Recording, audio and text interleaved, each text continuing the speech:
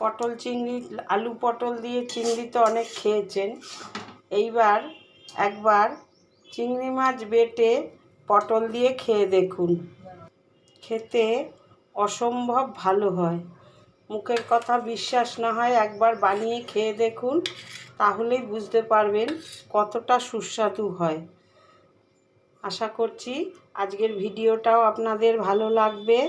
আর ভিডিওটা যদি ভালো লাগে তাহলে একটা লাইক দেবেন, পাশে থাকবেন। তাহলে চলুন কিভাবে বানিয়েছি রেসিপিটা শুরু করি।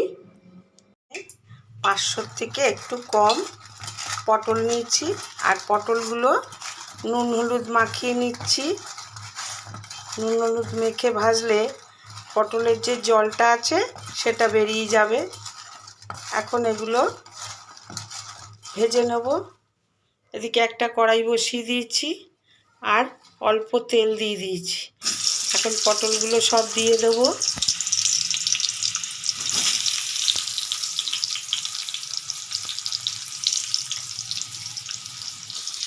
সব পটলগুলো দিয়ে দিলাম, দেখুন। দিয়ে এখন পটলগুলো আমি একটু ভালো করে ভেজে নেব, একটু লাল লাল করে ভেজে নেব। গ্যাসটা সিম করে পটলটা ভাজতে হবে। আমি একটা ঢাকনা দিয়ে ঢেকে দিলাম, পটলটা সিদ্ধও হবে, ভাজাও হয়ে যাবে। সব ভাজা হয়ে গেছে। এখন পটলগুলো আমি বাটিটায় তুলে নেব।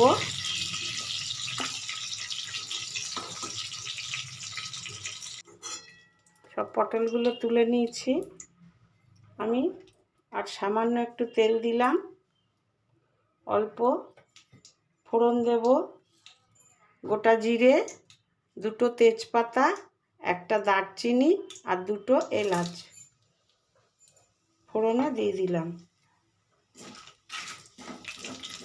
একটু নেড়ে চেড়ে জিরাটা ভেজে নেব। জিরাটা ভেজে নিলাম। একটা পেঁয়াজ, মিডিয়াম সাইজের একটা পেঁয়াজ আমি হালকা করে ভেজে রেখেছি। পেঁয়াজটা দিয়ে দিলাম। পেঁয়াজটা একটু ভাজা ভাজা করে নেব।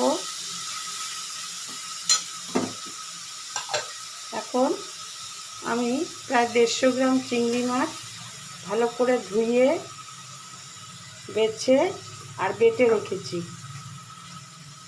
এইভাবে যদি পটলটা বানান খেতে ভীষণই ভালো লাগে। একবার বানিয়ে খেয়ে দেখবেন, অন্যরকম একটা স্বাদ লাগে। পটলটা ভালো করে পেঁয়াজের সাথে, এই চিংড়ি মাছটা ভালো করে পেঁয়াজের সাথে ভেজে নিলাম। অল্প নুন দেব আর অল্প দেব হলুদ গুঁড়ো দিয়ে চিংড়ি মাছটা একটু ভালো করে ভেজে নেব। চিংড়ি মাছ বাটাটা ভালো করে ভেজে নিলাম। এখন কিছু মশলা মেশাবো। হাফ চামচ দেব আদা রসুন বাটা, অল্প দেব জিরে বাটা, হাফ চামচ ধনে গুঁড়ো, এটা হাফ চামচ কাঁচা লঙ্কা বাটা। এটা লাল কাঁচা লঙ্কা আমি বেটে নিয়েছি। এবার মশলাগুলো খুব ভালো করে ভেজে নেব। একটা টমেটোকে বেটে নিয়েছি। টমেটোটা মিডিয়াম সাইজের। আমি আরও হাফ চামচ হলুদ দেব, আর দেব কালারের জন্য একটু কাশ্মীরি লঙ্কা দিয়ে এখন মশলাটা খুব ভালো করে কষাতে হবে। যত কষানো হবে রান্নাটা তত ভালো হবে। 2 মিনিট পর দেখাচ্ছি। মশলাটা অনেকটাই কষে গেছে। আমি আরও ভালো করে কষাবো যতক্ষণ না তেল ছেড়ে আসছে মশলা দিয়ে।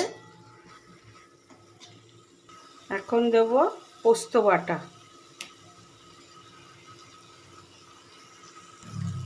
আর দেব বাটিটা ধুয়ে অল্প সামান্য জল দিয়ে আবারও ভালো করে কষাতে থাকবো।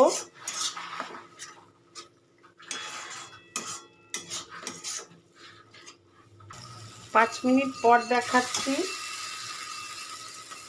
দেখুন মশলা দিয়ে তেল ছেড়ে গেছে, তার মানে মশলাটা খুব ভালো করে কষানো হয়ে গেছে। এখন এর মধ্যে দিয়ে দেবো আমি বেশ খানিকটা জল, খুব বেশি দেব না, কেননা পটলটা যতটা যেভাবে ভেজেছি প্রায় অর্ধেকটা সিদ্ধ হয়ে গেছে, সেই জন্য আমি খুব বেশি জল দেব না।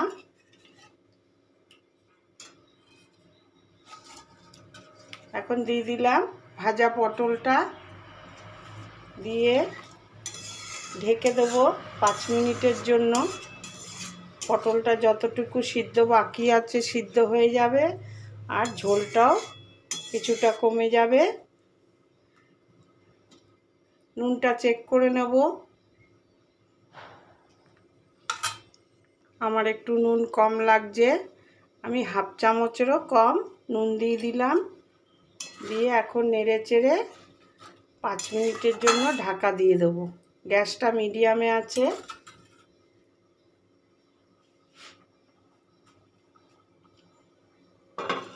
পাঁচ মিনিট পর আপনাদের দেখাচ্ছি। 5 মিনিট পর ফিরে এলাম। দেখুন ঝোলটা অনেকটাই শুকিয়ে গেছে। আমি এখন সামান্য যৎসামান্য একটু চিনি দেব, এটা অপশনাল, আপনারা দিলে দেবেন, না দিলে না দেবেন। এখন পুরোপুরি রেডি হয়ে গেল।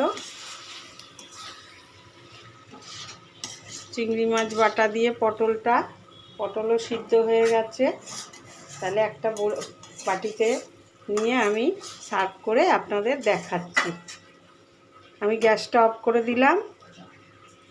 আমি একটা বাটির মধ্যে নিয়ে নিলাম, নিয়ে দেখুন কতটা সুন্দর হয়েছে দেখতেও যেমন সুন্দর হয়েছে, খেতেও খুব সুন্দর হয়েছে। তাহলে এইভাবে বানিয়ে নিন। পটল দিয়ে চিংড়ি মাছ বাটা দিয়ে পটল একটু অন্যরকম স্বাদ লাগবে। তাহলে আবারও বলবো, ভিডিওটা যদি ভালো লাগে একটা লাইক দেবেন, পাশে থাকবেন। তাহলে আজকের মতো ভিডিওটা শেষ করছি। ফিরবো আবার একটা নতুন ভিডিও নিয়ে। ততক্ষণে সবাই সুস্থ থাকবেন, ভালো থাকবেন।